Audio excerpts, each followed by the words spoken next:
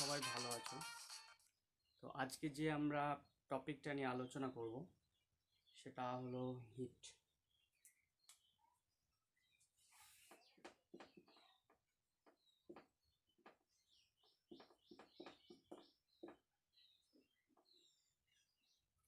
Hit অর্থাৎ তাপ। আমরা এর আগের ক্লাসগুলোতে আলোচনা করেছিলাম শক্তির প্রকারভেদ। আমরা শক্তির সংজ্ঞা অনুযায়ী দেখেছিলাম কার্য করার সামর্থ্যটাকে শক্তি বলা হয়, এবং প্রকৃতিতে মোট 8টা রূপে শক্তি আত্মপ্রকাশ করে। এই রূপগুলো আমরা সংক্ষেপে মনে রাখার জন্য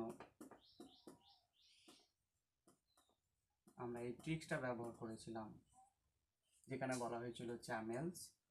C for chemical energy, H for heat energy, A for atomic energy, M for mechanical energy, M for magnetic energy, E for electric energy, L for light energy, S for sound energy. আজকে আমাদের আলোচনার বিষয় H for heat energy। যেহেতু শক্তির নিত্যতার সূত্র অনুযায়ী শক্তি অবিনশ্বর, শক্তিকে সৃষ্টি বা ধ্বংস করা যায় না। কি করা যায়? কেবলমাত্র একটা রূপ থেকে আর একটা রূপে রূপান্তর করা যায়। এই মহাবিশ্বে মোট শক্তির পরিমাণ ধ্রুবক। তাহলে একই রকমভাবে তাপও যেহেতু একটা শক্তি, তা আমরা এই যে ডেফিনিশন সেটা এখানে আমরা কি করে দেব? তাপের ডেফিনিশন অর্থাৎ তাপ জিনিসটা কি, 1 নম্বরে আমরা দেখব। তাহলে তাপ শক্তিরই একটা যেহেতু রূপ, অর্থাৎ আমরা এখানে বলবো যে তাপ হলো এক প্রকার শক্তি। কিরকম শক্তি? না, যে শক্তিটা কোনো বস্তু যদি গ্রহণ করে সেটা গরম হবে, উষ্ণ হবে, এবং যদি বর্জন করে তাহলে শীতল হবে। অর্থাৎ তাপ হলো এক প্রকার শক্তি যা গ্রহণ করলে কোনো বস্তু উষ্ণ হয় এবং বর্জন করলে শীতল হয়।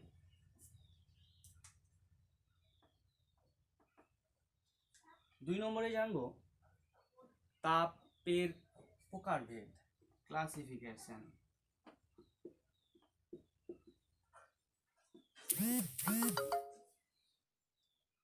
অর্থাৎ তাপ কয় প্রকার? সাধারণত তাপ 3 প্রকার।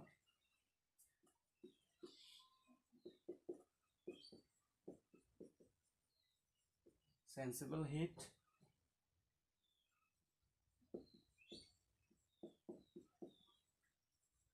ল্যাটেন্ট হিট,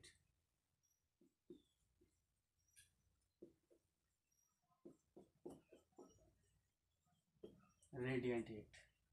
অর্থাৎ বোধগম্য তাপ, লীন তাপ এবং বিকীর্ণ তাপ। এখন এগুলোকে যদি আমি আলাদা আলাদা করে বলি যে সেন্সিবল হিটটা কি বা বোধগম্য তাপটা কি, তাহলে এই ডেফিনেশনে আমি বলবো যে তাপের প্রভাবে কেবলমাত্র কোনো বস্তুর উষ্ণতার পরিবর্তন হয় কিন্তু কোনো রকম অবস্থার পরিবর্তন হয় না, তাকে বলা হয় সেন্সিবল হিট। আর ল্যাটেন্ট হিট, এখানে আমরা অনেক আগে থেকে জানি যে এই ল্যাটেন্ট যে ওয়ার্ডটার, এই ওয়ার্ডটার মিনিং হলো হাইড অর্থাৎ লুকোনো। সো এখান থেকে আক্ষরিক অর্থ থেকেই যদি আমি দেখি তাহলে এই তাপটা কোনো একটা বস্তুর মধ্যে লুকানো অবস্থায় থাকে। সুতরাং এর সংজ্ঞা যদি বলি তাহলে আগের যে সংজ্ঞাটা বললাম সেন্সিবল হিটের ক্ষেত্রে, ঠিক এটা তার বিপরীত হবে। অর্থাৎ যে তাপের প্রভাবে কোনো বস্তুর কোনো রকম উষ্ণতার পরিবর্তন হয় না, কেবলমাত্র অবস্থার পরিবর্তন হয়, তাকে বলা হয় ল্যাটেন্ট হিট। আর 3 নম্বর রেডিয়েন্ট হিট বা বিকীর্ণ তাপ। বিকীর্ণ তাপ কাকে বলবো? যে তাপ, আচ্ছা এখানে আরেকটা জিনিস আমাদেরকে বলা হয়নি, যেটা আমরা বলবো যে তাপ সব সময় উষ্ণ স্থান থেকে শীতল স্থানের দিকে প্রবাহিত হয়, সঞ্চালিত হয়। সো রেডিয়েন্ট হিট বা এই সমস্ত তাপগুলোই কিন্তু উষ্ণ বস্তু থেকে শীতল বস্তুর দিকেই যাবে। রেডিয়েন্ট হিট অর্থাৎ বিকীর্ণ তাপ কাকে বলবো? উষ্ণ বস্তু থেকে শীতল বস্তুর দিকে বা উষ্ণ স্থান থেকে শীতল স্থানের দিকে যে তাপ কোনো মাধ্যমের উপস্থিতি ছাড়াই যেতে পারে, সেই ধরনের তাপকে আমরা বলবো রেডিয়েন্ট হিট বা বিকীর্ণ তাপ। আচ্ছা, এই তাপের ডেফিনেশন দিতে গিয়ে অর্থাৎ সেন্সিবল এবং লেটেন্ট হিট বলতে গিয়ে আমরা তাপ আলোচনা করতে গিয়ে তাপমাত্রা কথাটা ব্যবহার করলাম। এটা আমরা একটু পরেই জানবো, আমরা এটা অনেকেই জানি, বাট আমরা এখানে আরও একবার রিভিশন করে নেব। তো আমি এখানে ক্লাসিফিকেশন এ পর্যন্তই ছাড়ছি। 3 নম্বরে আমি আলোচনা করব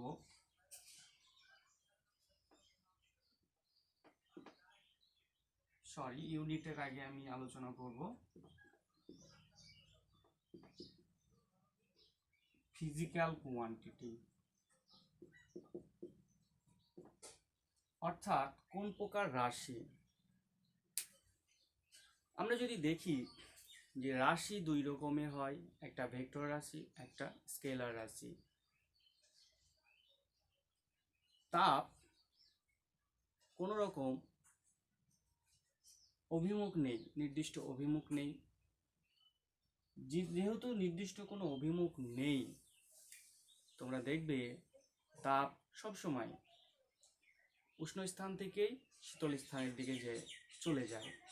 অর্থাৎ সেই শীতল স্থানটা যদি একটা গোলাকার অঞ্চলে হয়, এই মাঝের অংশটা যদি উষ্ণ স্থান হয়, গোলাকার অঞ্চলটা যদি শীতল হয়, তাহলে তাপ কিন্তু সব জায়গাতেই ছড়িয়ে যায়, অর্থাৎ উষ্ণ থেকে শীতলের দিকে ছড়িয়ে যায়, অর্থাৎ নির্দিষ্ট কোনো অভিমুখ নেই। সো এখান থেকে আমি বলতে পারি যে তাপ হলো স্কেলার রাশি বা স্কেলার কোয়ান্টিটি। এখন 4 নম্বরে বলবো এর ইউনিট। আমরা জানি বিভিন্ন রকম ইউনিট সিস্টেম আছে, এমকেএস or এসআই, সিজিএস, 3 নম্বরে এফপিএস। এখন এটা আমি মিটিয়ে দেব।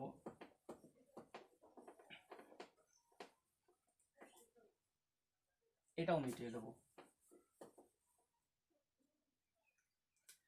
এখন এসআই সিস্টেমে বা এমকেএস সিস্টেমে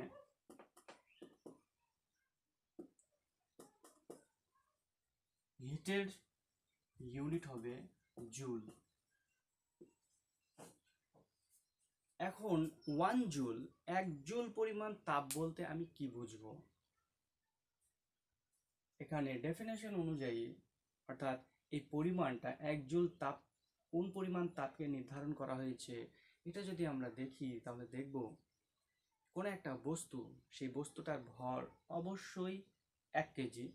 তাহলে 1 কেজি ভরের কোনো একটা বস্তুর উষ্ণতা যদি 1 কেলভিন বৃদ্ধি করা হয়, তার জন্য যে পরিমাণ তাপের প্রয়োজন হবে সেটাই হবে 1 জুল। একই রকম ভাবে সিজিএস পদ্ধতিতে একক হবে ক্যালোরি। একই রকম ভাবে 1 ক্যালোরির তাপ বলতে বোঝাবে 1 গ্রাম ভরের কোনো বস্তুর উষ্ণতা 1 ডিগ্রি সেলসিয়াস বৃদ্ধি করতে যে পরিমাণ তাপের প্রয়োজন হবে তাকেই বলা হবে 1 ক্যালোরি। এফপিএস পদ্ধতিতে এর একক হবে ব্রিটিশ থার্মাল ইউনিট, সংক্ষেপে এটাকে বলা হয় BHU, British thermal unit, BSTU, BTU, British thermal unit. এই ব্রিটিশ থার্মাল ইউনিট বলতে একই রকম ভাবে বোঝাচ্ছে কি পরিমাণ তাপকে 1 ব্রিটিশ থার্মাল ইউনিট বলবো না, 1 পাউন্ড ভরের কোনো একটা বস্তুর উষ্ণতা 1 ডিগ্রি ফারেনহাইট বৃদ্ধি করতে যে পরিমাণ তাপের প্রয়োজন সেই পরিমাণ তাপকেই বলা হবে 1 ব্রিটিশ থার্মাল ইউনিট। তোমরা দেখে থাকবে এলপিজি বা রান্নার গ্যাসের ক্ষেত্রে যে জ্বালানিটা আমরা ব্যবহার করি তার তাপন মূল্য এই ব্রিটিশ থার্মাল ইউনিটে মেজার করা হয়। আচ্ছা, এই গেল তাপের এককের কথা। 5 নম্বরে আমরা আলোচনা করব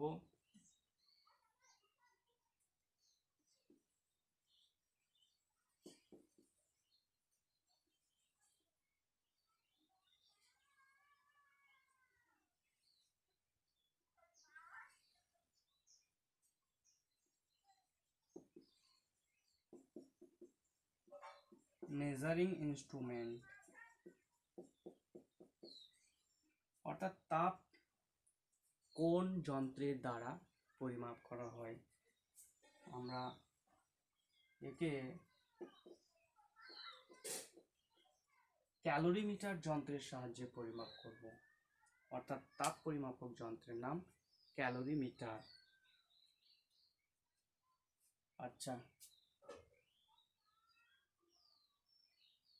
definition, classification, physical quantity, unit, measuring instrument, এগুলো বেসিক কিছু কনসেপ্ট গেল। এরপরে যে বিষয়টা নিয়ে আমরা আলোচনা করব সেটা হলো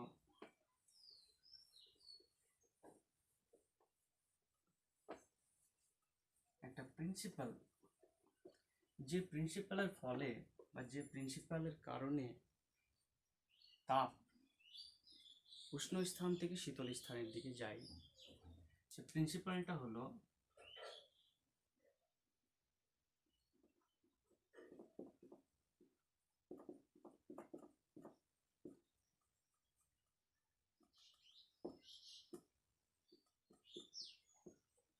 প্রিন্সিপাল অফ ক্যালোরিমেট্রি, অর্থাৎ ক্যালোরিমিতির নীতি।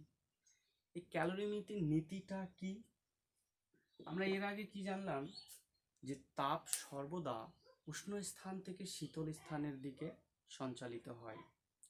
এই সঞ্চালনটা কতক্ষণ ঘটবে, কতক্ষণ পর্যন্ত সঞ্চালিত হবে, সেটা আমরা উত্তর কিন্তু আগে পাইনি। যে উত্তরটা আমরা প্রিন্সিপাল অফ ক্যালোরিমেট্রি থেকে পাবো। অর্থাৎ এইখানে আমি একটা এ বস্তু ধরলাম, এইখানে আমি একটা বি বস্তু ধরলাম। এই বস্তুটা যদি উষ্ণ হয়, অর্থাৎ এখানে উষ্ণতার কথা যেহেতু বলছি তাই আমাকে টেম্পারেচার বা তাপমাত্রার বিষয়টা আমাকে একটু জানতে হবে। সেই জন্য আমি তাপমাত্রার বিষয়টা এখানে একটু বলতে চাইছি। টেম্পারেচার,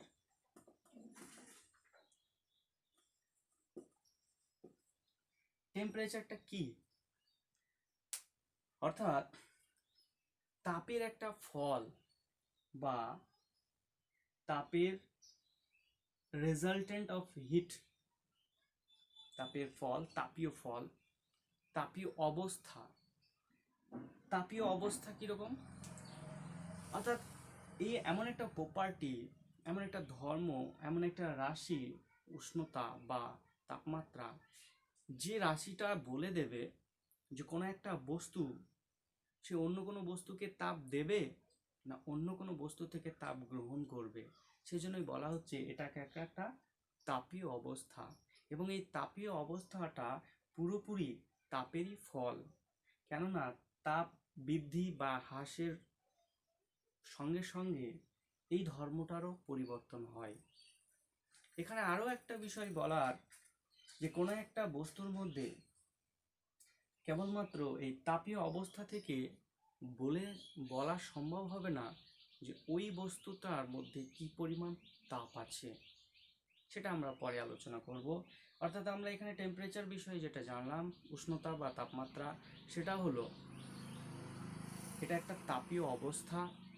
এই অবস্থা থেকে জানা যাবে যে ওই বস্তুটা অন্য কোনো বস্তু থেকে তাপ গ্রহণ করবে না অন্য কোনো বস্তুকে তাপ বর্জন করবে। অর্থাৎ এখানে এই যে দুটো বস্তু আমি কল্পনা করলাম, ধরলাম যে এ বস্তুর তাপীয় অবস্থাটা বি বস্তুর থেকে বেশি, অর্থাৎ এ হলো উষ্ণ, অপেক্ষাকৃত উষ্ণ, আর বি হলো শীতল। তাহলে কি হবে, স্বাভাবিকভাবেই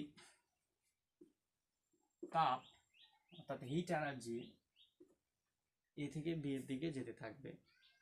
যদি এ থেকে বি এর দিকে যেতে থাকে তাহলে এর যে তাপীয় অবস্থা অর্থাৎ উষ্ণতা সেটা কমতে থাকবে, আর বি এর উষ্ণতাটা বৃদ্ধি পেতে থাকবে। এমন একটা সিচুয়েশন আসবে যেখানে এ এবং বি দুটো বস্তুরই উষ্ণতা সমান হয়ে যাবে, অর্থাৎ দুটো বস্তুই একটা কন্ডিশন আসবে, একটা শর্ত চলে আসবে, যে শর্ত বা যে কন্ডিশনটাকে বলছি তাপীয় সাম্য।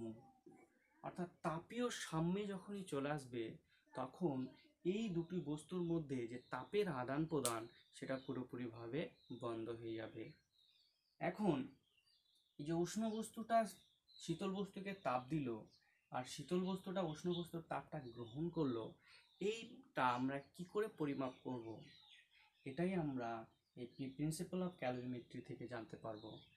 প্রিন্সিপাল অফ ক্যালোরিমেট্রিতে বলছে যে বাইরে থেকে যদি কোনো রকম, অর্থাৎ এই যে আমি দুটো বস্তু ধরলাম এ এবং বি, এই এ এবং বি বস্তুর মধ্যে বাইরে থেকে যদি কোনো রকম তাপের সাপ্লাই বা তাপ যদি প্রদান করা না হয়, তবে উষ্ণ বস্তু কর্তৃক বর্জিত তাপ এবং শীতল বস্তু কর্তৃক গৃহীত তাপ এই দুটো সমান হবে। শর্ত কিন্তু একটাই, যে বাইরে থেকে কোনো রকম তাপ প্রদান করা যাবে না। দ্বিতীয় নম্বর আরেকটা শর্ত হলো যে এই দুটো বস্তুকে আমি যখন রাখলাম কোনো একটা সিস্টেমের মধ্যে তো রাখবো, এই সিস্টেমের মধ্যে রাখা অবস্থায় এরা কোনো রকমভাবে রাসায়নিক বিক্রিয়া করতে পারবে না। অর্থাৎ আমরা রাসায়নিক বিক্রিয়া যদি দেখি তাহলে সেখানেও দুই রকমের দেখতে পাবো, একটা তাপগ্রাহী, একটা তাপদায়ী। কেউ তাপ উৎপন্ন করে, কেউ তাপ শোষণ করে নেয়। তাহলে সেই রকম কোনো বিক্রিয়া কিন্তু এর মধ্যে ঘটা যাবে না। সেই শর্তেই কিন্তু এই ক্যালোরিমিটারের প্রিন্সিপালটা প্রযোজ্য হবে। অর্থাৎ এখানে আমরা তাহলে ক্যালোরিমিটারের মূলনীতিটা যেটা বললাম, যে বাইরে থেকে যদি কোনো রকম তাপ প্রদান করা না হয় এবং ওই সিস্টেমের মধ্যে যদি কোনো রকম রাসায়নিক বিক্রিয়া সংঘটিত না হয়, তবে উষ্ণ বস্তু কর্তৃক বর্জিত তাপ সমান সমান শীতল বস্তু কর্তৃক গৃহীত তাপ। এখন উষ্ণ বস্তু কর্তৃক বর্জিত তাপ আর শীতল বস্তু কর্তৃক গৃহীত তাপের মানটা কত হবে, এটা ক্যালকুলেশন করার জন্য আমাদেরকে যেতে হবে, ধরে নিলাম এ বস্তুর ভর এমন, এই বস্তুটার আপেক্ষিক তাপ এসন এবং উষ্ণতা T1। একই রকমভাবে বি বস্তুর ভর M2, আপেক্ষিক তাপ S2 এবং উষ্ণতা T2। এখন এরা তাপ আদান করার ফলে, তাপের আদান প্রদানের ফলে যে তাপীয় সাম্য এলো, তখন কি হলো, এ এবং বি এর তাপমাত্রাটা সমান হয়ে গেল, দুজনেরই কমন একটা তাপমাত্রা হয়ে যাবে, ধরে নিলাম সেটা টি হলো। অর্থাৎ শীতল বস্তু কর্তৃক গৃহীত তাপ এবং উষ্ণ বস্তু কর্তৃক বর্জিত তাপ, উষ্ণ বস্তু কর্তৃক বর্জিত তাপটা যদি H1 হয় তাহলে সেটা আমরা লিখব M1 S1, আর এখানে লিখব এই বস্তুটা কতটা উষ্ণতার পরিবর্তন ঘটেছে, অর্থাৎ কতটা এটা উষ্ণ বস্তু ছিল তাপ বর্জন করছে, অর্থাৎ উষ্ণতাটা কমছে, সেক্ষেত্রে আমরা বেশি পরিমাণ তাপটা কোথায় ছিল T1, এখন বর্তমানে কতটা T, অর্থাৎ H1। একই রকমভাবে শীতল বস্তু কর্তৃক গৃহীত তাপ এটা M2 S2, এখন বেশি তাপ যেহেতু T2 থেকে T বেশি তাই T মাইনাস T2। তাহলে এটাকেই আমি ক্যালোরিমিটারের মূলনীতি অনুযায়ী যেটা পেলাম সে অনুযায়ী লিখতে পারি H1 = H2, অর্থাৎ M1 S1 into T1 minus T সমান সমান M2 S2 T minus T2। এই সমীকরণটাই ক্যালোরিমিটারের মূলনীতির গাণিতিক সমীকরণ। এখান থেকে আমি অনেক কিছুই জানতে পারবো, অর্থাৎ এখানে যে টার্মগুলো ব্যবহার করা হয়েছে, এম ওই বস্তুটার ভর, এস ওই বস্তুটার আপেক্ষিক তাপ। এই আপেক্ষিক তাপটাও তাহলে আমরা এখানে নতুন শুনছি, অনেকের ক্ষেত্রে এটা আমাদের নতুন। তো এটা নিয়ে আমাদেরকে একটু আলোচনা করতে হবে। আর এখানে তাপমাত্রা তো জানলাম যে তাপমাত্রার এখানে পরিবর্তন হচ্ছে, সে কী পরিমাণ পরিবর্তন হচ্ছে সেটা আমরা কিন্তু এখানে জানতে পারলাম। আচ্ছা, তাহলে এসটা সম্পর্কে একটু আমরা আলোচনা করে নেব।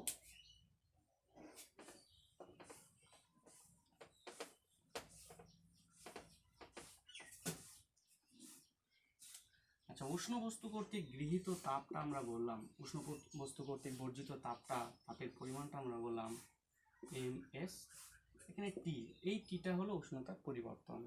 তাহলে এটাই যদি হবে তাহলে এস সমান সমান আমরা কি লিখতে পারি, এইচ বাই এম টি। তাহলে এই নিচের দুটোকে যদি আমি এক এক করে দিই, অর্থাৎ M equal to 1, T equal to 1, তাহলে কি হবে, এটা নিচে 1 1 হয়ে গেল। তাহলে কি হচ্ছে, এস ইকুয়াল টু এইচ, এটা হয়ে গেল। অর্থাৎ উষ্ণ বস্তু কর্তৃক বর্জিত তাপ বা শীতল বস্তু কর্তৃক গৃহীত তাপটাই ওই পদার্থটার আপেক্ষিক তাপ। কোন পদার্থটা, যে পদার্থটার ভর একক আর উষ্ণতার পরিবর্তনও হয়েছে একক। অর্থাৎ এখানে আমি ডেফিনেশন বলতে পারি, এইখান থেকে আমি ডেফিনেশন করতে পারি, এবং সেই ডেফিনেশনটা কি হবে, একক ভরের কোনো বস্তুর একক উষ্ণতা পরিবর্তন করার জন্য যে পরিমাণ তাপের প্রয়োজন হবে সেই তাপটাকেই বলা হবে আপেক্ষিক তাপ। তাহলে এখানে আপেক্ষিক তাপ মানেই তো হয়ে গেল এইচ বাই এম টি। তাহলে এখানকার ইউনিট করলে কি হবে, এসআই ইউনিটে কি হবে, জুল বার কেজি কেলভিন। সিজিএস ইউনিট কি হবে, ক্যালোরি পার গ্রাম ডিগ্রি সেলসিয়াস। এফপিএস এককে কি পাবো না, British thermal unit per pound degree Fahrenheit. এইভাবে আমরা আপেক্ষিক তাপটাকে ডিফাইন করব।